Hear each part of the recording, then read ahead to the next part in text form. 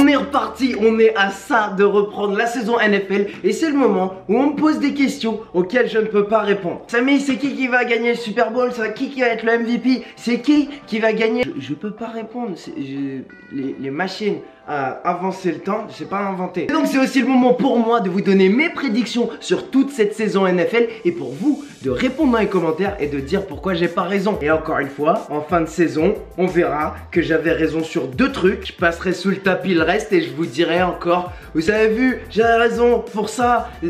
Aujourd'hui, on parle des prédictions du côté de la NFC. Si vous n'êtes pas encore abonné, pensez à le faire et activez la cloche parce qu'il y a un paquet de vidéos NFL qui arrive en ce début de saison. Et pour la NBA, bougez pas, ça arrive. Mets ton pouce bleu et on est parti. On va faire conférence par conférence. J'ai failli faire tomber mon Mac, je fais le mec mais faut que j'arrête de faire ça. La NFC est absolument remplie de bonnes équipes cette année. Encore une fois, les playoffs de NFC vont être particulièrement intenses et j'ai hâte. On commence par la conférence Nord avec les Bears, les Lions, les Packers et les Vikings. J'étais à ça de prédire que Aaron Rodgers allait reprendre son titre au Nord. Mais avec le manque de talent autour de lui, ils ont failli perdre contre les Browns quand il était blessé. La ligne offensive est pas géniale, la défense n'est pas waouh. Ils ont un calendrier particulièrement difficile. Et je pense que l'addition de Jimmy Graham, ça suffit pas. De l'autre côté, les Vikings ont une des équipes les plus expérimentées et les plus complètes, en particulier en défense. À chaque niveau de leur défense, ils ont un joueur qui pourrait être le meilleur de la ligue à sa position. Everson Griffin sur la ligne, Anthony Barr au poste de linebacker, Xavier Rhodes au poste de cornerback. Et en safety, ils ont Harrison Smith. Des joueurs excellents qui jouent depuis longtemps ensemble, qui sont coachés par un coach ultra défensif et qui est un des génies défensifs de la NFL, Mike Zimmer. Je leur donne encore une fois le titre de la division Nord. Mais je pense pas qu'ils vont faire 13 victoires comme l'an dernier. Pour 2 raisons en particulier. 1, le changement de quarterback. Kirk Cousins est meilleur que Case Keenum, ça c'est bien, mais il va y avoir un petit temps de transition. Il va falloir qu'il s'adapte à ses receveurs, qu'il s'adapte à son coach, qu'il s'adapte à sa nouvelle vie à Minnesota. Et deuxième raison, les blessures. L'an dernier, les Vikings, ils se sont fait bénir par les dieux du football. Seulement Dalvin Cook était un joueur qui était important pour eux et s'est fait blesser. Sinon défensivement ils étaient presque tous présents et offensivement c'est pareil. Je ne souhaite pas des blessures aux Vikings, je vous dis seulement que vous allez sûrement avoir une saison un petit peu plus normale au niveau des blessures. Il y a toujours un joueur qui se blesse, un joueur important dans chaque équipe. Donc je pense que la transition avec Kirk Cousins et les blessures, ça fait que les Vikings ils gagnent la division avec 11 victoires. On passe à l'Est, la conférence de mes Eagles. Les Eagles récupèrent Carson Wentz, Jordan Hicks, leur left tackle Jason Peters. Ils ont ajouté du monde pendant cette intersaison. Mais quand tu gagnes le Super Bowl, c'est toi la cible. Donc chaque semaine, ils vont voir le meilleur des équipes. Ils vont avoir une équipe en face qui va tout donner. En plus de ça, tu rajoutes le fait que Carson Wentz est blessé, revient de blessure. On sait pas s'il revient au début, on sait pas s'il revient à la fin. Il y a un problème de communication. Nick Foles, on sait pas si on va avoir le Nick Foles des derniers playoffs ou le Nick Foles qu'on a vu contre les Browns. Ils ont perdu leur coordinateur offensif et leur coach de quarterback. Ils commencent la saison avec un match difficile contre Atlanta. Je pense qu'ils vont gagner leur division, mais peut-être à 10-6 ou 11-5.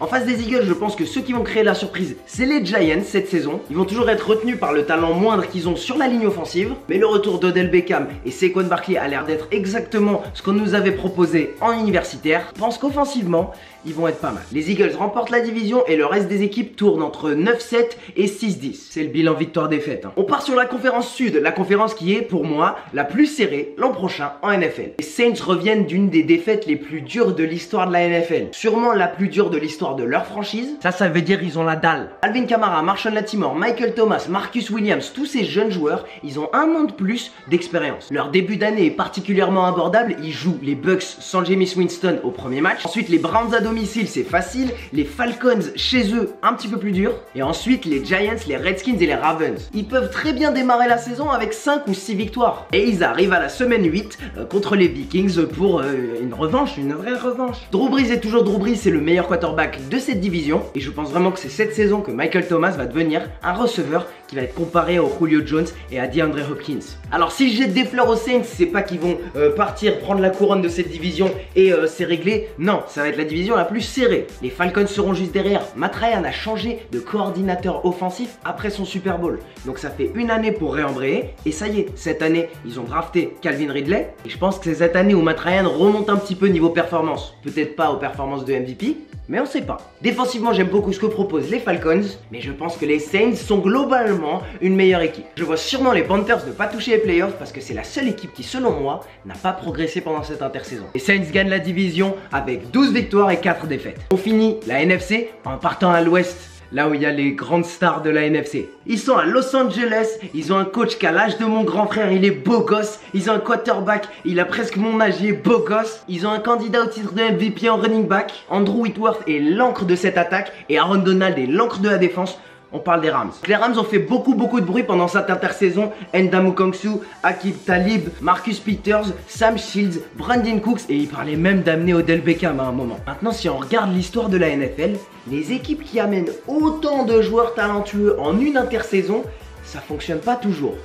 Je vous rappelle les Eagles de 2011. C'est là où j'aime bien cette comparaison. Pour moi, une équipe NFL, c'est de la grande cuisine. Une équipe NFL, c'est pas une pizza. Une pizza, c'est simple. Je te donne des bons ingrédients, tu les mets dessus et c'est réglé. T'enfournes, ça marche. Une équipe NFL, c'est de la grande cuisine. Une équipe NFL, c'est du bœuf bourguignon. Je sais pas où je vais avec cette comparaison, suivez-moi. Le bœuf bourguignon, pendant ta cuisson, si tu rajoutes une épice au mauvais moment de la cuisson, si tu l'utilises au mauvais moment, dans la mauvaise situation, et bah ça casse tout ton plat. Chez les Rams, si tu amènes Marcus Peters et Aqib Talib pour jouer en zone, si tu amènes Ndamukong Kongsu pour jouer à l'extérieur de ta ligne, ça va pas marcher. Ils ont beaucoup de joueurs talentueux, beaucoup d'ingrédients qui ne fonctionneront pas si on les met pas dans les bonnes situations. Et en plus, ils ont des joueurs qui vont bien l'ouvrir si jamais ils sont pas mis dans la bonne situation. Mais je suis en confiance parce qu'en défense, ils ont Wade Phillips qui est un coach excellent et Sean McVay en attaque sera toujours agressif et mettra en place tout ce qu'il faut pour que Jared Goff ait un franc succès. Et surtout en phase 2 dans la division, les Seahawks sont en période de transition, les Cardinals n'ont pas de quarterback. Quand je dis pas de quarterback, c'est pas de quarterback défini en lequel ils ont confiance, ils vont lui donner les clés de la baraque, ils l'ont pas. Et les 49ers ne sont pas loin, mais je pense qu'il leur faudrait une intersaison en plus pour ajouter plus de talent autour de Jimmy Garoppolo. Je donne le titre de la NFC West aux Rams, mais avec une saison seulement à 11-15. Seulement c'est déjà beaucoup, mais ils ont beaucoup de talent. Tout le monde dit ils vont gagner 15 matchs. Vous voyez ce que je veux dire. Maintenant vous avez mes 4 équipes qui vont gagner leur conférence. Il faut en rajouter 2 pour faire le tableau des playoffs. Avec le meilleur quarterback de la NFC après Carson Wentz, les Packers vont s'introduire en playoffs en wildcard. Même si les Packers n'ont pas une équipe complète, je pense que le talent, le bras d'Aaron Rodgers suffit pour tirer les Packers en playoff. Et pour la dernière place en playoff, l'une des meilleures attaques à la passe de la NFL va se frayer un chemin. Les Falcons seront en playoff. Parce que je vous ai dit, la conférence sud, ça va être très dur. Et voilà, vous avez mon tableau des playoffs de la NFC de l'année prochaine. Dites-moi dans les commentaires si vous êtes d'accord ou si vous n'êtes pas d'accord, si vous pensez que j'ai été un peu dur avec votre équipe. Et encore une fois, pensez à vous abonner, mettre la cloche parce que demain 18h, donc jeudi 18h, mes prédictions pour la AFC vont sortir. C'est de répondre à un max de vos commentaires et pour tout le reste, on se retrouve mercredi 18h pour plus de NFL, plus de NBA. Et ce sera tout pour moi. Allez, ciao!